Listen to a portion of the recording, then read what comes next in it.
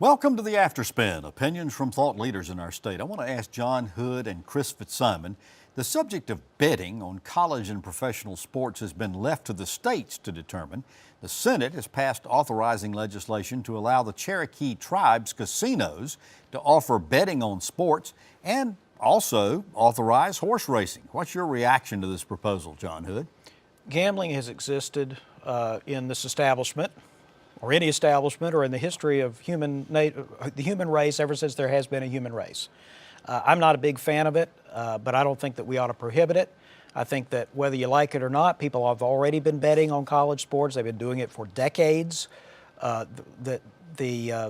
Just like with the state lottery, if you're going to have gambling, you might as well have competing casinos, competing procedures, because frankly, you get better odds in Vegas than you get in a state lottery, because there are competitors.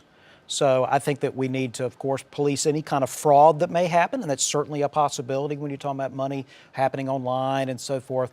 But this is coming. We ought to just be prepared for it. And here's what I particularly like is that they're letting states make the decision. The federal government shouldn't have anything to do with this issue whatsoever. This is purely a state matter. Except that it is federal law that gambling can be authorized on tribal lands. I know. I'd just get rid of that dumb federal law and let people make their own decisions. All right. Well, John raised the question of the state lottery, and you remember all the debates that went on for so many years about authorizing the lottery. We've got it.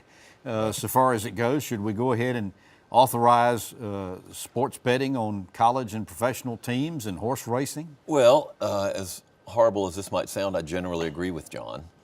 I know that's shocking. I'm going to write that down. I do think that it's worth thinking about the fraud, and I think there needs to be some regulation of this. I'll give you one quick example. A long time ago at NC Policy Watch, we had a speaker come, was talking about casino gambling. Do you know that at some casinos, the way you get the ATM contract at the casino is you are required to give the casino the contact information for the people who use the teller machine, because one tell of a gambler, a problem gambler, is they go back to the teller machine to get cash 2 or 3 times when they're gambling. 80% roughly of the casino is revenues from a handful of people.